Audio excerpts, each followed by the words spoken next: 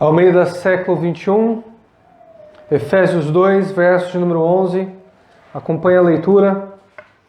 Portanto, lembrem-se de que no passado vocês eram gentios por natureza e chamado incircuncisão pelos que se chamam circuncisão, feita pela mão de homens.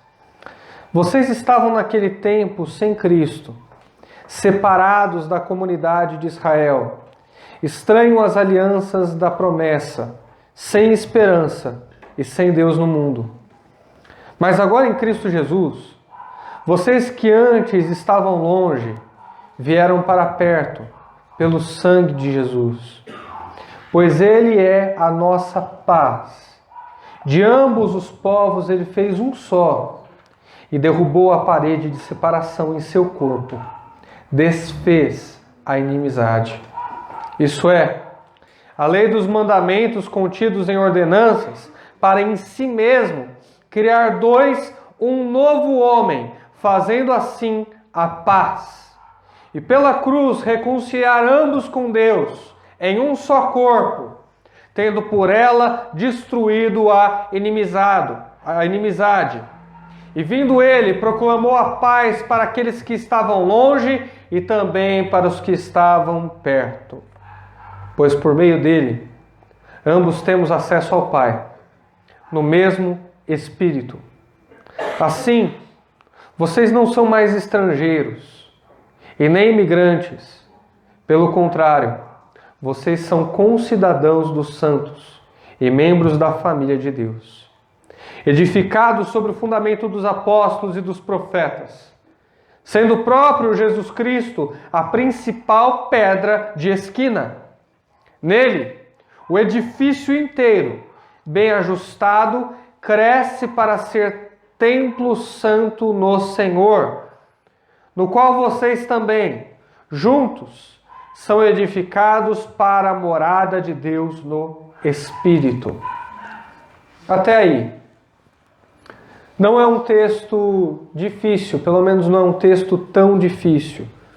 Na primeira leitura, a gente consegue entender mais ou menos a direção que Paulo tomou quando quis esboçar esse capítulo. E aí onde estava o apóstolo Paulo? Aquele que escreveu essas linhas. Paulo, o apóstolo de Cristo, ele estava preso quando escreveu essa carta. Ele não estava preso porque sonegou impostos, ele não estava preso porque cometeu um crime bárbaro, ele estava preso porque estava pregando o evangelho e isso estava incomodando os judeus religiosos da época. E esses judeus pediram a prisão do apóstolo Paulo. E lá ele estava. Enquanto ele estava preso, ele se demorou e teve o zelo de escrever sobre comunhão, de escrever esse capítulo que eu e você estamos lendo essa manhã. Por que é que ele fez isso? Porque Paulo, em uma circunstância amarga, resolveu escrever justo sobre comunhão. Porque a comunhão da igreja era aquilo que alimentava a sua esperança. E não alimentava a sua esperança porque ele tinha esperança de ser solto. Porque ele queria repetir a mesma experiência que Pedro teve. Você deve se lembrar bem que Pedro, o apóstolo, ele também foi preso. E a igreja orava e intercedia por Pedro. E enquanto a igreja orava, Deus enviou um anjo e o anjo libertou a Pedro e o trouxe de volta para casa são e salvo. Um livramento das circunstâncias, um livramento da sua prisão. Mas Paulo, ele não queria motivar a comunhão na igreja para que a mesma experiência acontecesse com ele. Paulo já era um homem muito experimentado. Ele mesmo disse, vai acontecer comigo o que tiver que acontecer. Certa vez chegou para ele um homem chamado Ágabo e deu uma profecia para Paulo. Paulo, se você for para essa cidade, você vai ser preso, torturado e vai morrer. E Paulo disse, muito obrigado pela profecia, mas é para essa cidade que eu vou pregar o evangelho e cumprirei o chamado pelo qual fui constituído por Deus. Muitos evangélicos hoje ouviriam uma profecia dessa e falar, graças a Deus, é livramento, para lá eu não vou. E Paulo entendeu aquela profecia da forma correta, como era para ser entendido. Deus me chamou para sofrer, e se eu for para lá eu vou cumprir o chamado de Deus, e assim ele fez. Então a esperança em motivar a comunhão da igreja não estava em ser solto, em ser liberto. Essa era uma questão resolvida para Paulo. Mas Paulo se motivava com a verdade, em saber que os santos, ou seja, os cristãos, estavam vivendo de maneira sincera diante de Deus. Era isso que motivava Paulo. A alegria de Deus era a sua alegria. Saber que Deus se alegrava com a comunhão e com a união da sua igreja também motivava Paulo a morrer, a passar pelos desafios, a enfrentar as provações e a cumprir o seu chamado. Ele se alegrava com a verdade e com aqueles que viviam em verdade. E como isso consola, irmãos? Como isso consola? Saber que a igreja está vivendo em verdade. Muitas vezes você passa por desafios, passa por problemas, passa por catástrofes, mas você vê uma igreja vibrante, se reunindo, se amando, zelando uns pelos outros, e aquilo de alguma forma te alimenta, aquilo de alguma forma te constrange. Talvez especificamente nem haja em você, ninguém te ajude ou tem alguma coisa para fazer para te ajudar. Mas você vê a igreja vivendo a verdade do Evangelho, aquilo te motiva a continuar lutando. Essa igreja é real. O sacrifício que Cristo fez é real. Olha a vida dessas pessoas. Elas se movem, agem segundo essa verdade. Eu não posso desistir, eu não posso parar, eu devo continuar. Essa é a intenção do coração de Paulo, esse banho de consciência que pode te atingir também. Se alegre na verdade e com aqueles que vivem a verdade. Isso é suficiente. A história de um cristão, uma história real. Ele foi preso, salvo engano, no Vietnã. E ali naquela prisão, passando por grande provação, por ter pregado o Evangelho, ele estava preso também por ser mártir, por ser testemunha de Cristo. Aconteceu um movimento mundial, feito pelas Portas Abertas, uma instituição muito séria, enviando cartas para aquele cristão, para que ele pudesse se consolar. Naquela semana ele recebeu centenas de cartas. Cartas em várias línguas diferentes. Ele mal podia ler aquelas cartas. Algumas ele conseguia, mas a maior parte não. Era um movimento mundial. Os cristãos escreveram na sua própria língua. Mais uma vez, os soldados fizeram uma maldade com ele. Chegaram na cela onde ele estava, protegida por vidro, do lado de fora, para dentro. Estava o inverno rigoroso. Os soldados foram lá e quebraram o vidro. E deixaram o inverno fazer morada ali na cela dele. E deixaram o frio entrar. Raramente ele teria sobrevivido uma noite. E de maneira sobrenatural, ele revela que jogava aquelas cartas para cima. E à medida que aquelas cartas caíam no seu corpo, ele se sentia confortável e se sentia quente. E ele disse que aquela experiência foi determinante para ele conseguir virar a noite sem morrer. O amor, a verdade e a sinceridade têm o poder de consolar, irmãos. Tem o poder de fazer com que qualquer cristão, mesmo na pior das circunstâncias, se alegre em Cristo. E o interessante é que não é uma experiência isolada. Quando Paulo fala, olha, nós consolamos com a mesma consolação que recebemos, ele fala de uma experiência que pode ser repetida e vivida. Porque eu lembro que no acampamento das Portas Abertas, não sei se de maneira proposital, acho que de maneira proposital, fizeram a mesma coisa com um garoto lá. Não sei o nome do garoto não, mas chamava Panela. Era o apelido dele, Panela. Não me pergunte por quê, mas o apelido dele era esse. Jogaram Panela lá numa cela, simulação, e estava frio também. Aí quebraram a janela e o frio entrou. E esse garoto se lembrou dessa experiência, do que aconteceu com um cristão no Vietnã. E mesmo sendo uma simulação, ele espiritualmente também conseguiu sentir uma igreja que vivia a verdade. De alguma forma aquilo o consolou e o alegrou. Também é possível que você viva a experiência de se alegrar apesar das circunstâncias, por uma igreja que vive a verdade. Olha só o que Paulo diz para a igreja de Éfeso, uma igreja que não era, na sua maior parte, constituída de judeus. Ele diz no verso 11, portanto, lembrem-se de que no passado vocês eram gentios por natureza, ou seja, estrangeiros, estranhos, forasteiros, chamados incircuncisão, que é não tem aliança.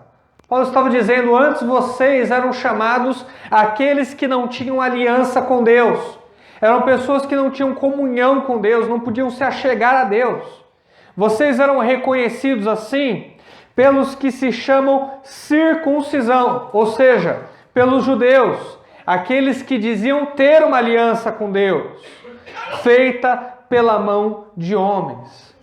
Vocês estavam naquele tempo sem Cristo, separados da comunidade de Israel, estranhos às alianças da promessa, sem esperança e sem Deus no mundo. Até o momento em que a igreja foi constituída por Cristo Jesus, a igreja como assim foi chamada, conceituada, as pessoas acreditavam que ter uma aliança com Deus era pertencer ao povo de Israel. E o povo de Deus, o povo de Israel deixava isso muito claro. Olha, foi para nós que Deus deu o templo, foi para nós que Deus deu as ordenanças de sacrifício, foi para nós que Deus deu a circuncisão, que era uma espécie de aliança que o homem tinha em seu corpo, que mostrava que ele tinha fé em Deus, que mostrava que ele tinha uma amizade, uma comunhão com Deus. Foi para nós que Deus deu tudo isso.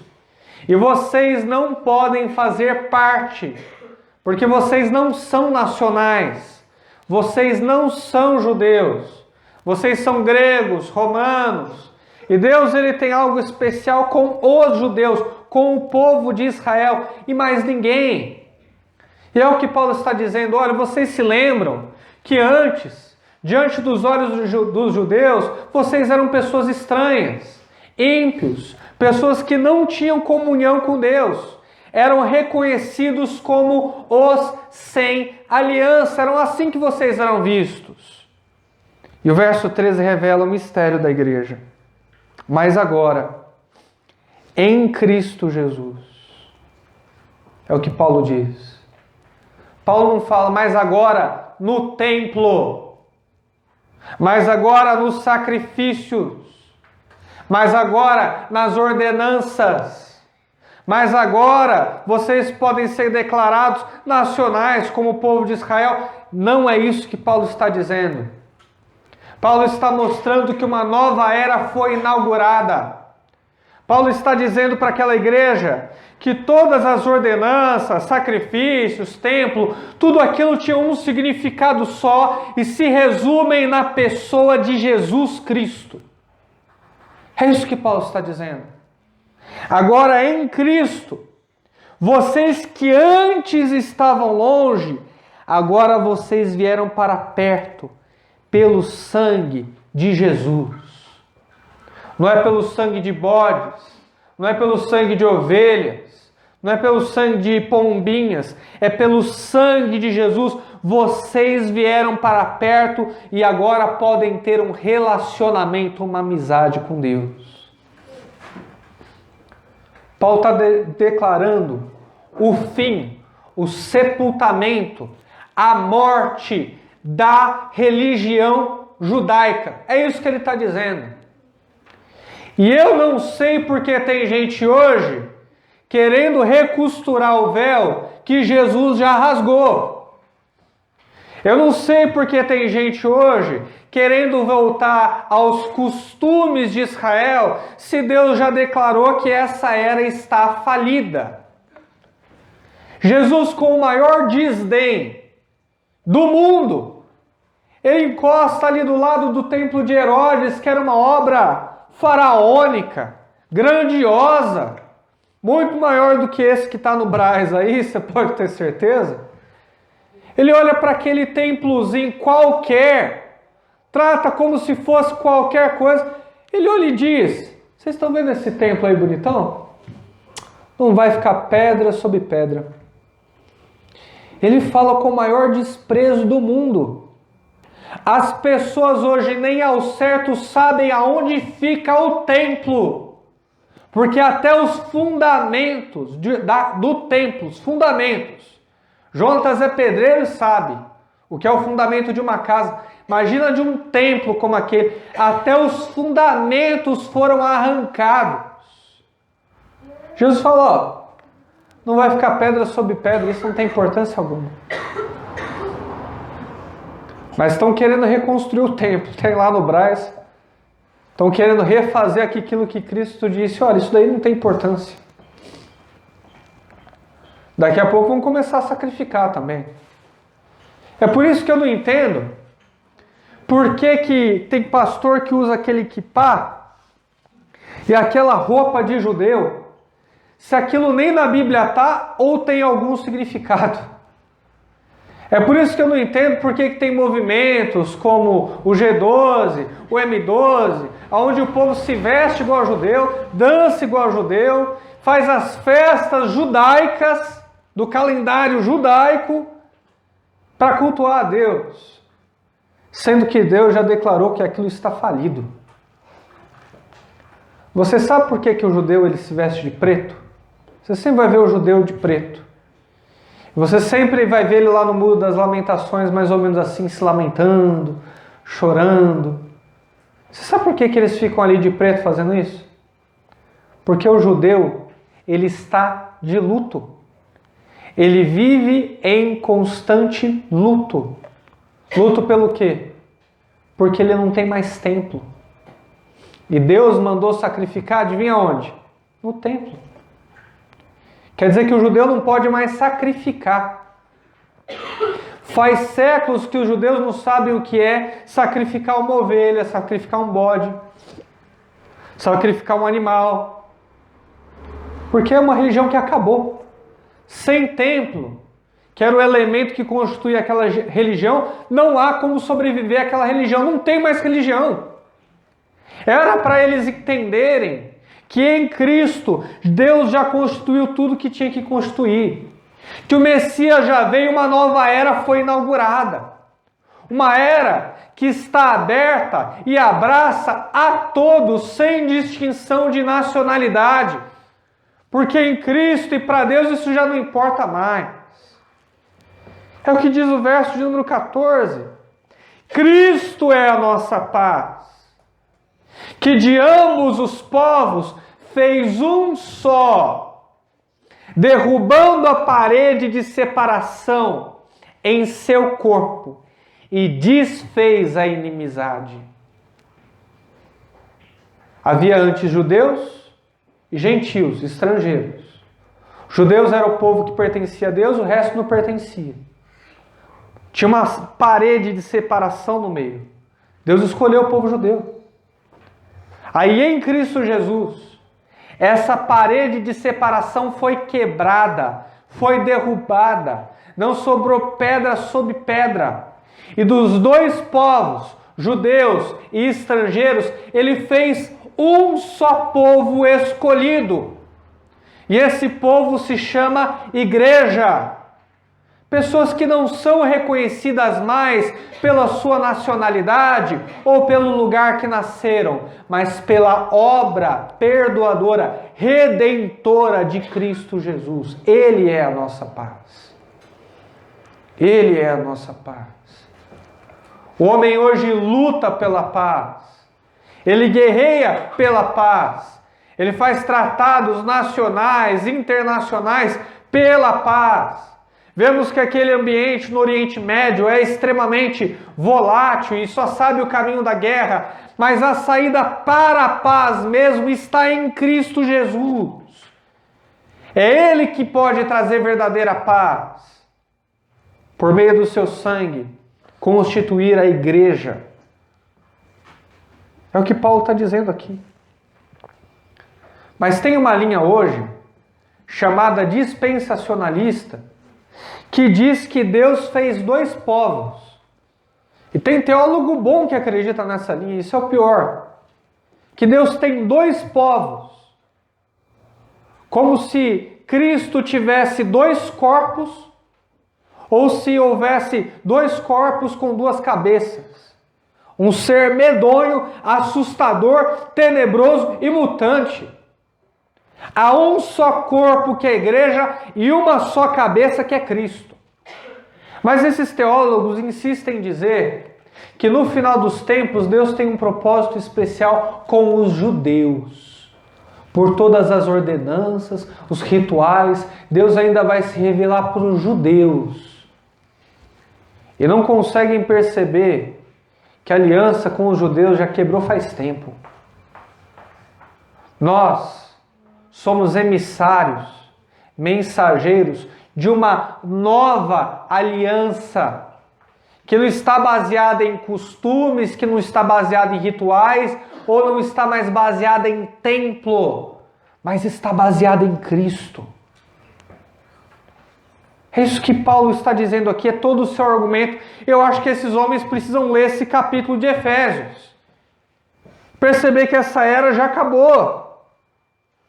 Olha o que Paulo está dizendo. Olha que era que acabou. Olha o que foi derrubado. Isso é a lei dos mandamentos contidos nas ordenanças.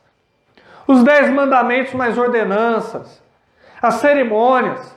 Os rituais. Tudo isso foi derrubado. Para em si mesmo, Cristo, somente nele, criar dos dois um só homem. Um só corpo. Fazendo assim a paz. Você tem que interpretar essa passagem do jeito que está escrito. E diz exatamente isso. Que Cristo não tem duas alianças diferentes. Que Cristo não tem dois corpos diferentes. E nem existem duas cabeças. Mas um só corpo e uma só cabeça, que é Cristo Jesus. Essa passagem, de maneira contextualizada, me faz refletir um pouco sobre como os cristãos se comportam no meio da igreja. Essa igreja de Éfeso era composta por judeus e por estrangeiros. Pessoas que pertenciam ao povo de Israel e pessoas de várias nacionalidades diferentes. E aqueles que pertenciam ao povo de Israel, aqueles que eram judeus na sua carne, poderiam olhar para o seu irmão e dizer: olha, eu sou mais especial, porque eu tenho duas alianças. Além da aliança com Cristo Jesus, eu tenho também a aliança com Deus, porque eu sou o povo, porque eu sou de Israel. E Deus tem uma história com o nosso povo. Esses irmãos podiam olhar assim. Ou eles podiam olhar: eu sou de Israel, o Messias veio para nós, a igreja e os outros é plano B. É porque não deu certo com o povo de Israel, Deus resolveu abraçar também a igreja. Podiam olhar dessa forma. E Paulo quer quebrar essa separação de engano. Já era plano de Deus, como sempre foi plano de Deus, trazer em Cristo todas as nacionalidades. Tanto que na descendência de Jesus, você tem pessoas que não são judeus ou judias. Você tem Raabe, que era de Jericó, é tataravó de Jesus, não era judia. Você tem Ruth, que era uma moabita, também não era judia. E pincelando essas pessoas de maneira proposital na descendência de Jesus, Deus estava dando o argumento teológico. Em Cristo, no meu Filho, não há judeu e nem grego, não há judeu, nem brasileiro, não importa a nacionalidade, em Cristo todos serão um. Paulo está dizendo para esses judeus, parem de se sentir mais especiais, vocês não são mais especiais do que os demais. Há uma só aliança e um só povo. É por isso que você, que é mais experiente na fé, não pode se achar melhor do que o irmãozinho que está chegando hoje. Não, mas eu não me acho, pastor, eu não me acho melhor que ele. Talvez você diga isso de boca, mas o seu coração prega uma outra coisa. No fundo você pode olhar para ele e achar que ele é ingênuo. No fundo você pode olhar para ele e achar que ele está começando, que você sabe das coisas, que você tem muito mais para dar do que para receber. Eu não sei qual é o motivo que você tem no seu coração para se achar melhor do que o outro que está sentado com você aqui. Mas Paulo está dizendo que isso é uma tremenda bobagem. Não há uma classificação de crentes mais e menos espirituais. Nem o pastor Ivan fala melhor ou mais com Deus do que você fala. O acesso que você tem é o mesmo acesso que eu tenho. E ele se chama Jesus. E ele se chama Jesus. Você pode dizer, não, pastor, mas você é sacerdote. Não, não sou sacerdote, eu sou pastor. Porque sacerdote era lá no Antigo Testamento, onde você tinha aquele homem que te ligava a Deus e fazia o sacrifício por você. Nós todos aqui temos um sumo sacerdote, um supremo sacerdote insubstituível, que é Cristo Jesus. E depois dele, fique tranquilo, mas nenhum outro precisa vir. Você não precisa de alguém para orar por você, porque essa pessoa mais espiritual e vai se achegar a Deus de maneira melhor, de forma que Deus vai ouvir a oração dela e não a sua. Você pode até pedir para um irmão orar por você, para você se sentir amado, acolhido, porque é uma ordenança cristã, porque devemos carregar os fardos uns dos outros, mas não porque ele tem um nível de espiritualidade mais excelente, ou ele agrada mais a Deus. Temos pessoas com mais e menos experiência. Eu sou mais experiente do que muitos aqui, não do que todos, mais do que muitos aqui. Isso me dá certo gabarito para manejar as escrituras e para repassar certas informações, para te ensinar algo. Mas o acesso continua sendo o mesmo. Não caia nesse engano que está aí fora. Não caia nesse engano. Ninguém tem o direito de se sentir melhor do que você, mais especial do que você, e nem você tem o direito de se sentir melhor ou mais especial do que os demais. O Evangelho mata o orgulho, irmão. O Evangelho encerra tudo em uma nova era, onde todos valemos a mesma coisa diante de Deus. Ele criou dos dois homens fazendo um corpo e assim a paz. E pela cruz, diz o verso 16, ele reconciliou ambos, judeus e estrangeiros, com Deus, em um só corpo, tendo por ela destruído toda e qualquer inimizade. Percebe que nos aproxima? O que nos aproxima não é que a gente tem idades semelhantes. O que nos aproxima não é que todos nós somos homens ou todos somos mulheres, porque isso não é verdade, nós temos aqui homens e mulheres. Não é porque todos nós temos os mesmos negócios, experiências de vida, fazemos parte do mesmo nicho. Não. É porque nós estamos em Cristo Jesus. Eu acredito, como pastor, que a igreja tem que ter pessoas das mais diversas camadas sociais, gente que ganha bem, gente que ganha mal, gente desempregada. Eu acredito como pastor que nós temos que ser uma igreja multiétnica, negro, branco, japonês, chinês, não importa. Homens, mulheres, meninas, crianças, idosos. A igreja tem que ter essa diversidade, porque Cristo Jesus morreu por todos os tipos de pessoas. Não há diferença. E quando você tem uma igreja dos roqueiros, uma igreja de jovem, quando você tem a igreja das mulheres, quando você tem a igreja dos gays, hoje só tem igreja do gay, você não está mostrando o poder de Deus. Você não está mostrando o poder de Cristo. Você está só dizendo que aquelas pessoas se reúnem porque se identificam umas com as outras. É só isso. Mas se você olhar para o lado e você consegue achar alguém diferente de você, dê glórias a Deus. Porque isso é um sinal, é uma evidência que você está se reunindo como igreja. Porque o que está nos formando e nos unindo como uma massa homogênea não é uma coisa que nós temos em comum, ministério por semelhança, mas é o diferente. É Cristo Jesus que nos torna uma só pessoa. Uma só pessoa. É por isso que nós podemos ter um idoso aqui que aconselha um garoto de 14 anos. Isso ser a coisa mais normal do mundo.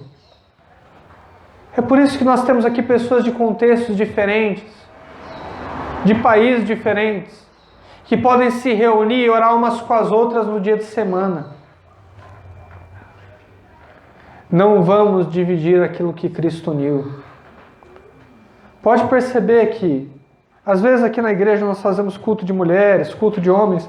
Não é uma norma da nossa igreja. Nós não ficamos dividindo e compartimentalizando.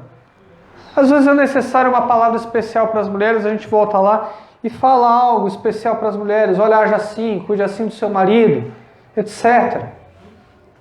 Mas no geral, nós não temos reunião de jovem, reunião das crianças, reunião dos adultos, reunião da terceira idade, reunião daqueles que gostam de assistir filme, reunião daqueles que não gostam de assistir filme, reunião dos esportistas. Não tem esse tipo de coisa aqui.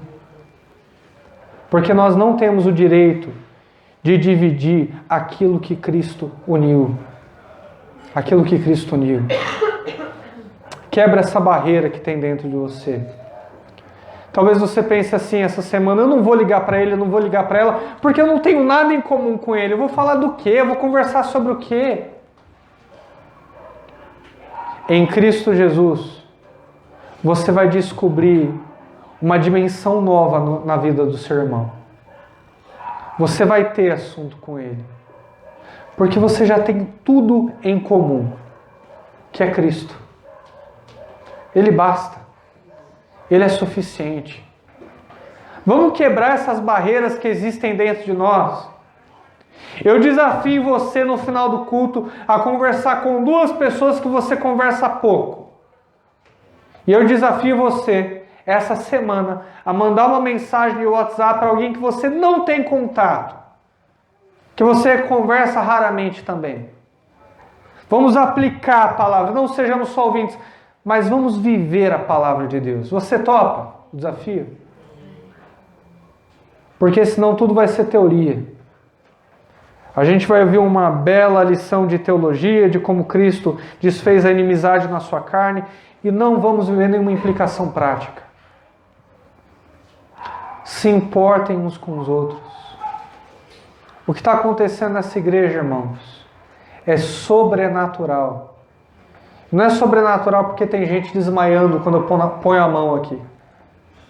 Não é sobrenatural porque tem gente que é curada quando o pastor ora, ou quando alguém que é mais ungido ora. Não é sobrenatural porque tem gente girando, falando em língua estranha, porque tem gente aqui que sabe o futuro. É sobrenatural porque a gente vive em regiões tão diferentes uns dos outros. Nós somos uma igreja pequena. E ainda assim, em um domingo pela manhã, às 9 da manhã, e é cedo, eu sei que é cedo, você vem se reunir como igreja e isso te dá prazer. E isso é sobrenatural. Isso é poder de Deus. Pode ter certeza que os vizinhos, as pessoas que passam aqui na frente, vê esses carros aí fora e olham para a gente, não conseguem entender como pessoas tão diferentes conseguem se unir. E isso atrai, e isso chama as pessoas para ver o que está acontecendo aqui dentro. A resposta é Cristo, irmãos. A resposta é só Cristo.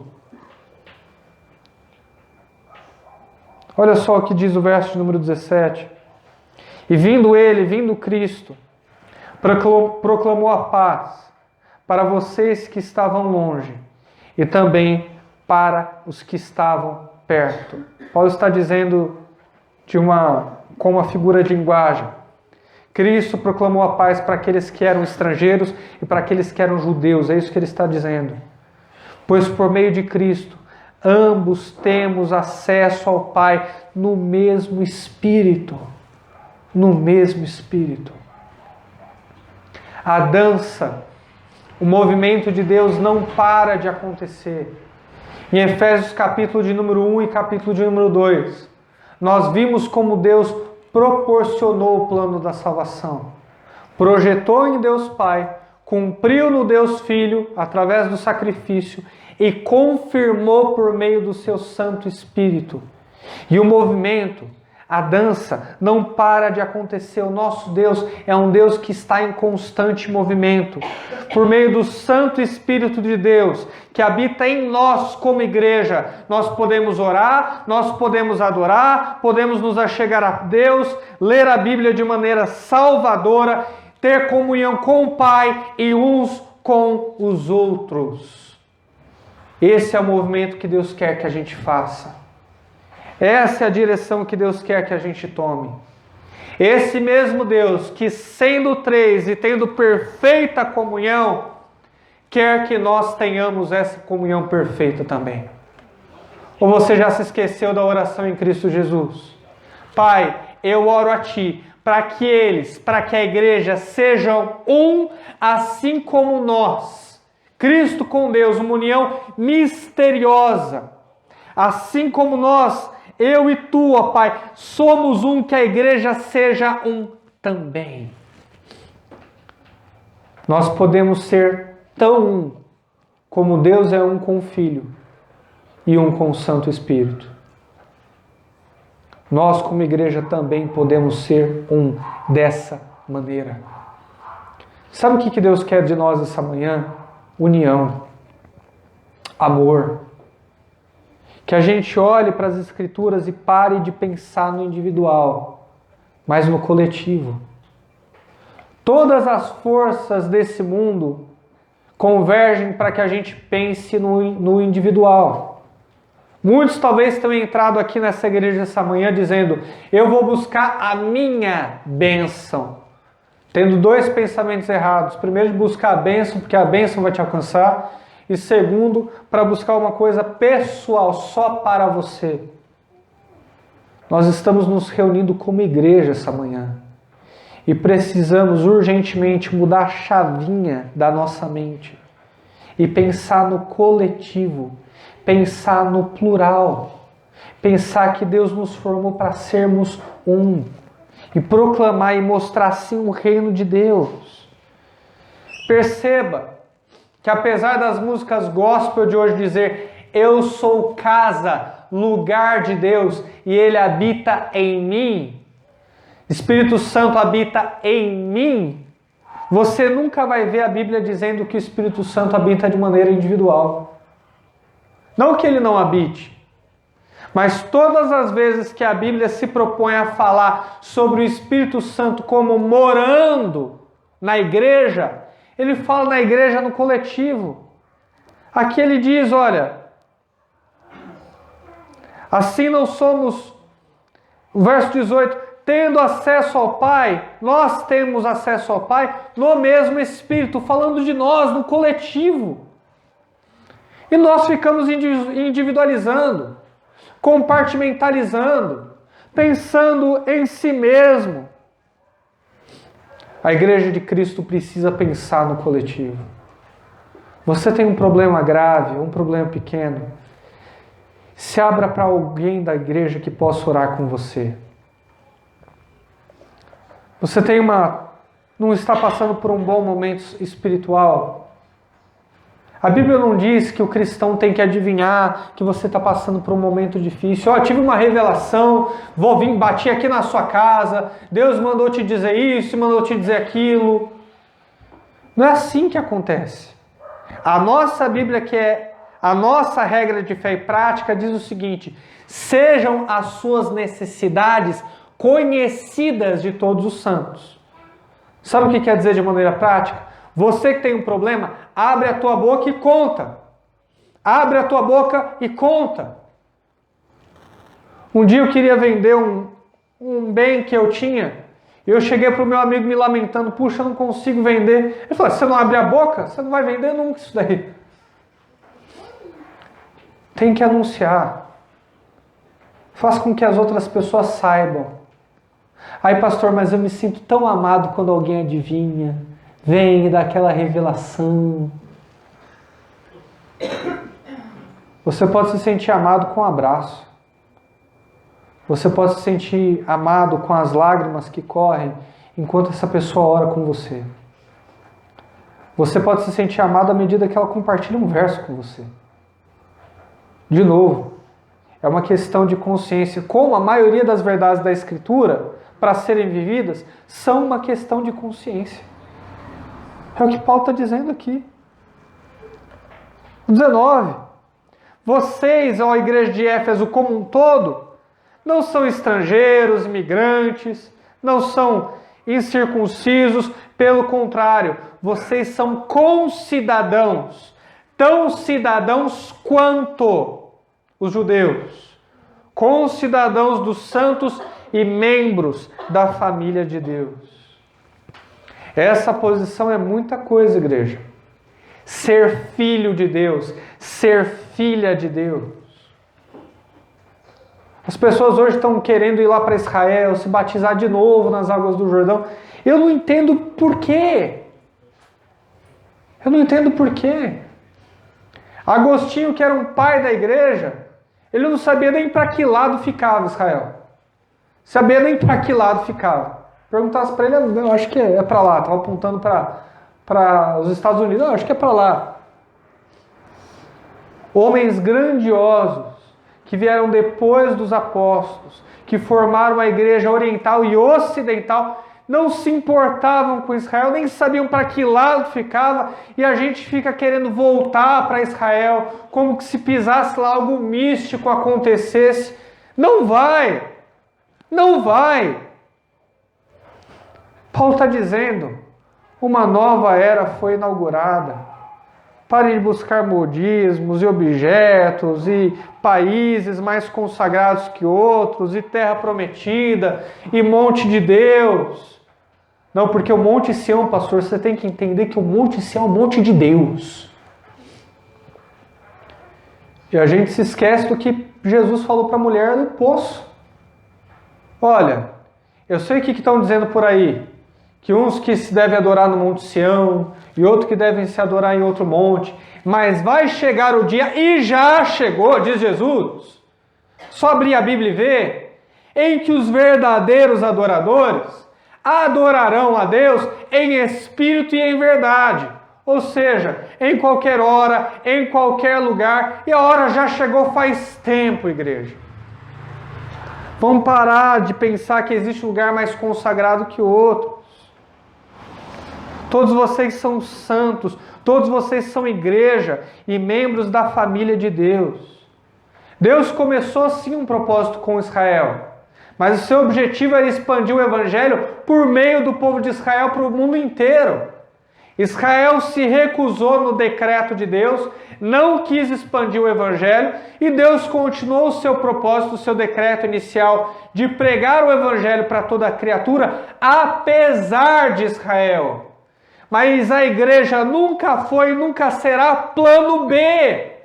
Sempre foi do intento de Deus te buscar. Sempre foi da sua vontade te trazer para que você se tornasse filho.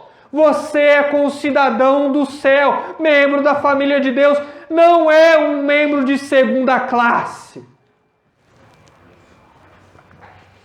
Vocês estão edificados sobre o fundamento dos apóstolos e dos profetas.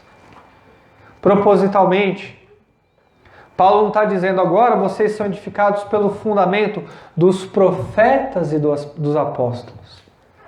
Seria uma ordem lógica, porque os profetas vieram antes dos apóstolos e anunciaram a respeito de Cristo Jesus. Mas Paulo está dizendo, não. Na mudança, na nova era, na nova dimensão, os apóstolos, os servos diretos de Cristo Jesus, edificaram e trazem a doutrina para vocês. São os apóstolos e os profetas, e não os profetas e os apóstolos, porque a antiga religião já foi e tudo é feito novo. É o que Paulo está dizendo aqui. Então o que importa, igreja, é o que foi consagrado de Cristo para cá, dos apóstolos para cá. O Antigo Testamento não traz doutrina para a igreja, apesar de ter muitos princípios eternos ali que podemos carregar. E Cristo sendo revelado em centenas de ocasiões, em cada página, em cada verso da Escritura. Mas fundamentos são os apóstolos. Sendo o próprio Cristo Jesus a principal pedra de esquina. A pedra de esquina era a pedra que segurava toda a estrutura do imóvel. A pedra de esquina, se você já deve ter visto, era um arco que era colocado bem no centro. Havia um arco, e no centro desse arco havia a pedra de esquina, que segurava todas as demais pedras. Ela ficava bem no centro. Ela era fundamental e importantíssima, porque sem aquela pedra, o resto do imóvel caía, do empreendimento caía. E é o que Paulo está dizendo aqui. Cristo é a principal pedra de esquina. Paulo gosta de usar esses exageros, esses pleonasmos. Pedra de esquina já era principal, já era o mais importante, mas ele deixa claro, assim como graça gratuita, que ele já falou diversas vezes, ele repete de novo, principal pedra de esquina, para que ninguém tenha dúvida de que nenhum outro fundamento precisa ser colocado. Um dia, eu lembro que eu era novo convertido, eu tinha 16 anos. Eu encontrei com um homem no ônibus que era evangélico gospel. E ele chegou para mim, não rapaz, porque eu vou te dar uns livros aí, eu vou te dar uns livros da Rebecca Brown, eu vou te dar uns livros ou uns vídeos para você ver como Satanás está movendo esse mundo, e como tem seitas, e como tem aí, o pessoal está preparando a vinda do anticristo. Eu falei, mas isso daí está cheirando heresia, isso não está de acordo com as escrituras. Ele falou, pois é, por isso que você só pode mostrar esses livros para alguém que tem um fundamento a mais. Ele falou exatamente essa expressão, nunca esqueci. Só tem que mostrar esse livro para alguém que tem um fundamento a mais. Bastava trazer ele para cá. Nenhum outro fundamento precisa ser colocado. Cristo já é o nosso principal e maior fundamento. E tem um pastor aí na região, apóstata, herege, que eu não quero comunhão de jeito nenhum. Eu não vou falar o nome, não, porque é o seguinte, os judeus eles têm o mesmo Deus que eu tenho. Eles só não têm a Cristo. É o que ele fala. Ele precisa voltar lá para João, que diz o seguinte, aquele que tem o filho tem o pai. E aquele que não tem o filho não tem o pai. Eu não sei o que acontece com a igreja evangélica hoje, que está meio louca.